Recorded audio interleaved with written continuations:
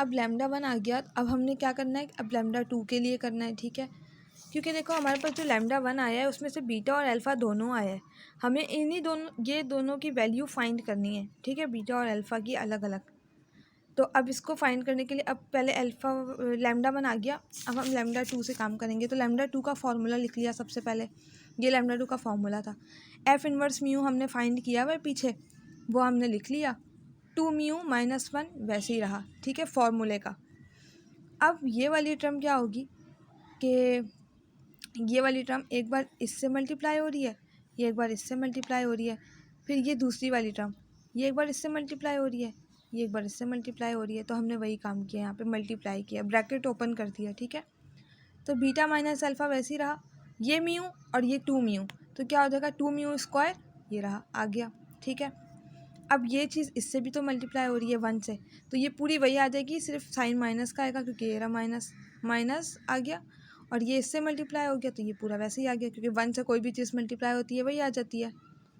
अब ये वाला अल्फ़ा इससे मल्टीप्लाई होगा, ठीक है, तो अल्फ़ा और 2 म्यू, तो 2 म्यू अल्फ़ा आ गया। अब ये अल्फ़ा 1 से मल्टीप्लाई हो रहा है, तो प्लस माइनस माइनस और अल्फ़ा 1 जा अल्फ़ा, ठीक है। और ये डी यू वैसे ही फॉर्मूले का आ रहा है, ठीक है। जब हम म्यू 2 के लिए कर रहे हैं ना, तो हम म्यू 2 का ही फॉर्मूला यूज़ करेंगे, ये जो लिखा हुआ है, ठीक है। अब इसको सॉल्व करते हैं, ये चीज़ हमारे पास आ गई। अब इसको ओपन करने की बल्कि ज़रूरत नहीं है, हाँ इंटीग्रेट करना है। तो विद रिस्पेक्ट टू किसके इंटीग्रेट करना है हमें, म्यू के, तो म्यू के इंटीग्रेट करेंगे, ये रहा। यहाँ पर स्क्वायर है, जो चीज़ कांस्टेंट है उसको तो वैसे साइड कर दिया हमने, सिर्फ म्यू को लेके काम करना है, इंटीग्रेट करना है। तो यहाँ पर स्क्वायर है, पावर में 1 ऐड हो जाता है, तो पावर 3 हो गई और डिवाइड में भी 3 आ गया, और 1 और 0 हमने लिख लिया, मतलब अपर लिमिट और लोअर लिमिट। अब सेकेंड वाली टर्म देखो, बीटा माइनस अल्फ़ा कांस्टेंट वैसे ही आ गया, यहाँ पे म्यू था, पावर में 1 है और एक 1 ऐड किया तो 2 हो गया, और डिवाइड में भी 2 आ गया, ठीक है। अपर लिमिट लोअर लिमिट वैसे ही लिख दिया। अब प्लस का वैसे ही आ गया, 2 अल्फ़ा हमने साइड कर दिया, यहाँ पर म्यू है, तो म्यू की पावर अभी 1 है, 1 ऐड किया 2 हो गया, और डिवाइड में भी 2 आ गया, क्योंकि जो पावर हो जाती है वो नीचे भी आ जाता है, ठीक है, डिवाइड में वो भी आ गया। अच्छा यहाँ पे ये भी आएगा 1 और 0, ठीक है। अब लास्ट वाली टर्म में माइनस अल्फ़ा कांस्टेंट वैसे ही, अच्छा मैंने बताया था कि जो अगर यहाँ पे कोई टर्म ना हो जिससे हम इंटीग्रेट कर रहे हैं तो वो हम एक बार ऐड कर देते हैं, तो हमने म्यू ऐड कर दिया वहाँ पे, ठीक है, और उसको 1 और 0 हमने लिमिट लिख लिया। अब इसमें करना क्या है कि हर म्यू में एक बार upper limit lower limit put करनी है, जैसे हम पिछली बार हमेशा काम करते हुए वैसे ही करेंगे बस। ये कांस्टेंट टर्म वैसे ही रही, 1 - 0 डिवाइड बाई 3, 1 - 0 डिवाइडेड बाई 2, मतलब सिर्फ इस म्यू में एक बार अपर लिमिट पुट कर रहे हैं, एक बार लोअर लिमिट, तो वही काम किया यहाँ पर, ठीक है। अब इसको सॉल्व कर लेंगे तो ये 1/3 हो जाएगा, ये 1/2 हो जाएगा, ये 1/2 हो जाएगा, और यहाँ पे 1 ही आ जाएगा। तो यहाँ पे ये इस पूरे पे डिवाइड बाई 3 आ गया, ये रहा, ये ऊपर 1 से मल्टीप्लाई हो गया तो ये पूरा डिवाइडेड में 2 आ गया, और ये पूरा वैसे ही आ गया।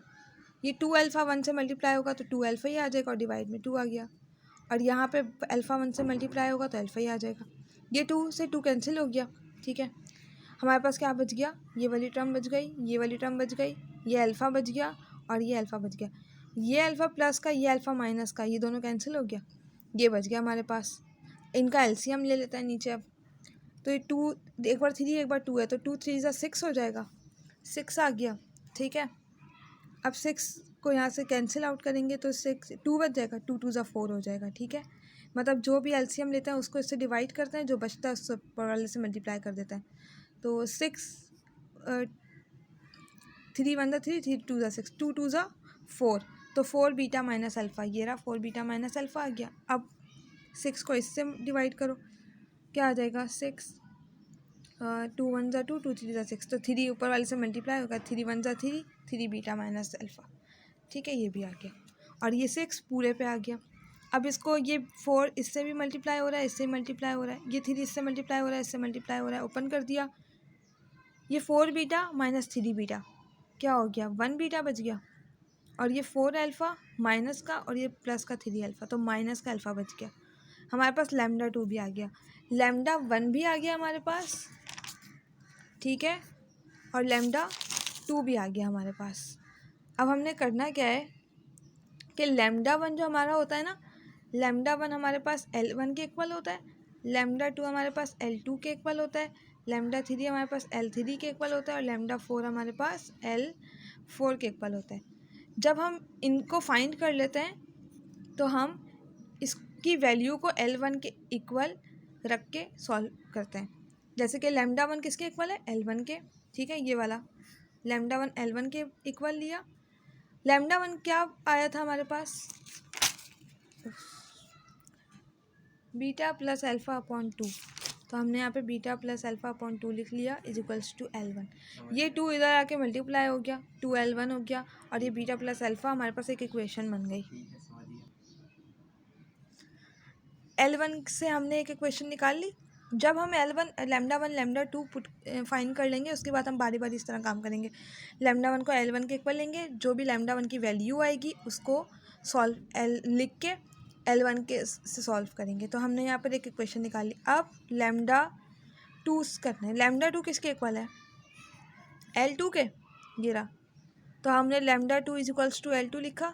अब लैम्डा टू की वैल्यू क्या आई थी, ये हमने फाइंड किया था ना, ये रहा, बीटा माइनस अल्फ़ा अपॉन 6। तो बीटा माइनस अल्फ़ा अपॉन 6 लिखा, लैम्डा टू की वैल्यू L2 के इक्वल लेके सॉल्व करेंगे। 6 इधर डिवाइड हो रहा है, इधर आके मल्टीप्लाई हो गया, यहाँ से बीटा माइनस अल्फ़ा हमारे पास दूसरी इक्वेशन आ गई। अब ये वाली इक्वेशन और ये वाली इक्वेशन दो आ गई, इन दोनों को हम ऐड कर देंगे। ये रहा, हमने ऐड कर दिया इन दोनों को, तो ये प्लस का अल्फ़ा और ये माइनस का अल्फ़ा कैंसिल हो गया, ये बीटा प्लस बीटा 2 बीटा हो गया, और ये 2L1 प्लस 6L2 ये दोनों को भी ऐड कर दिया। अब यहाँ पर 2 मल्टीप्लाई हो रहा है, इधर आके क्या हो जाएगा, डिवाइड हो जाएगा। तो अब इसको सेपरेट कर लेते हैं, ये रहा 2L1 divided by 2 plus 6L2 divided by 2।